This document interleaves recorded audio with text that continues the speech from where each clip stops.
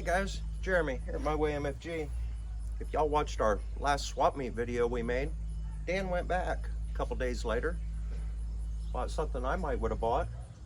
He got a Triumph. Let's check it out. Got a 1965 T100 Tiger. Dan's telling me this is pretty much all original. The seat cover's been changed, and maybe the front rim, you were thinking? Front rim, I'm pretty sure, and the mufflers. And the mufflers. But this thing's in great condition.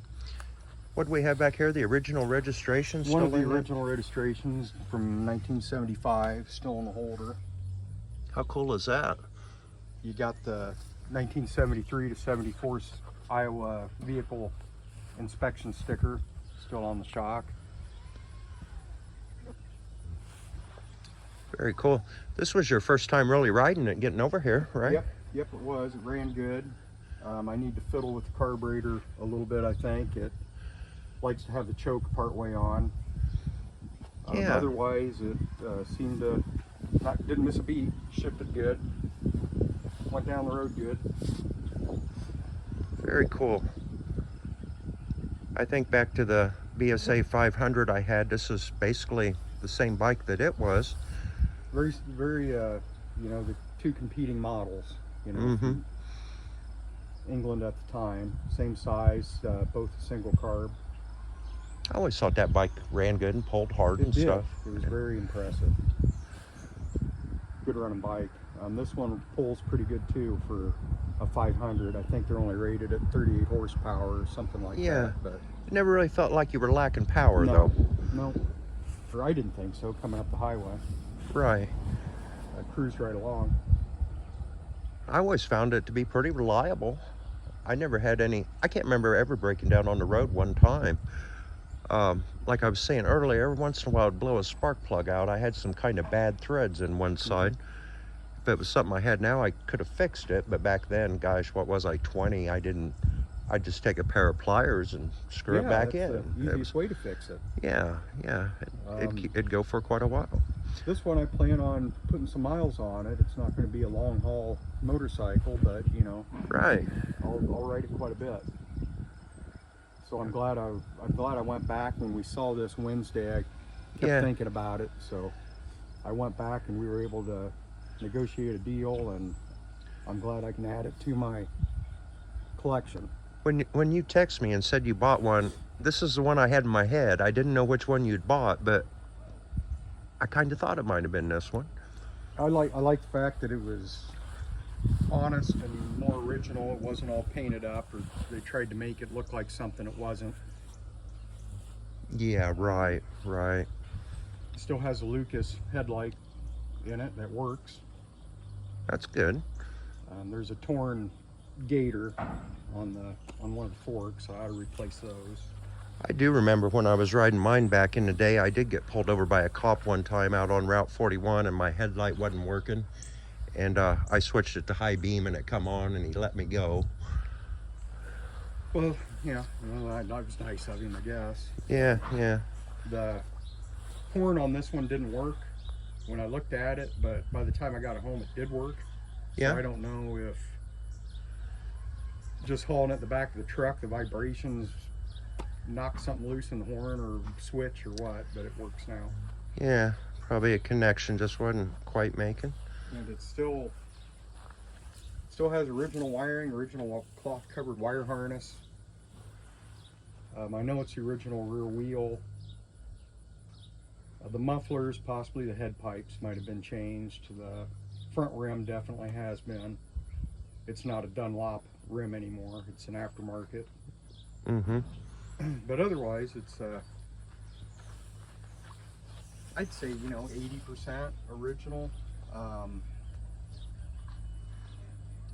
If I had to guess, the engine's been resealed and kind of freshened up. You can always tell Triumph guys and BSA guys because their thumbs smell like gas. Yep, you got to hit the primer, the tickler on the carburetor to flood it to start them when they're cold. After it's warm, you don't have to do that so much. Right. Gosh, Dan, I got to say, I really like this thing. I'm glad you got it. I am too.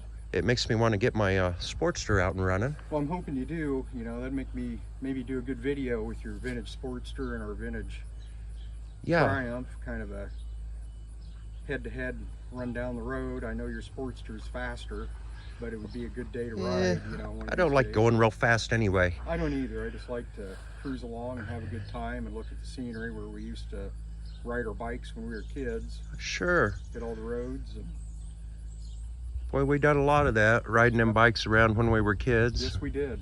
Every day. Every day, all summer long. This is America. I've been in love with motorcycles ever since I was a kid. Me and Dan grew up on the dirt bikes, rode them all summer long and probably part of the winter. Yeah, easy. But back then, the older guys too, you know, they'd be hanging around. They all had motorcycles. And gosh, you would see guys on 750 Hondas or 650 XS Yamahas, Triumphs and BSAs back then, Super Glides. FLHs were always stripped down. First thing guys would do is take all the baggage off of them. And I think that's really what made me fall in love with motorcycles, was the diversity of them. I would look at all of them and I could just appreciate all of them. And everyone has a different feel, you know. You're on a Honda, you know you're on a Honda. If you're on a Yamaha, you know you're on a Yamaha. And I think if things were the way they are now, I don't think I would have the same love of motorcycles that I do today, because I don't think the bikes today would have influenced me like they did back then. No, it's a different crowd now. It's a different crowd. It's a different crowd and a different type of bike. And it's not the old school type motorcycle guys we knew and grew up with. We're grease monkeys, and all them grease monkeys are kind of dying off, you know. The guys just like to take them to the dealer now. And Polish the chrome. Yeah, and if you go like on in front of a bar on a poker run, it's nothing but Harley baggers. If I was still drinking, I would never be able to find the right motorcycle. I'd ride off on the wrong one every time. Yep. You're not going to mistake one of these or your old Harley for one of them. No, it's awful easy to find that old Ironhead Sportster when it's set between a Triumph and an XX 650, you know. But anyway, I love it, Dan. Looks great. Thanks. Thanks. I do too. I hope I enjoy it for a long time. I think you will. Anyway, Jeremy at My Way MFG. I'm going to hang out with Dan here for a while. Later, guys.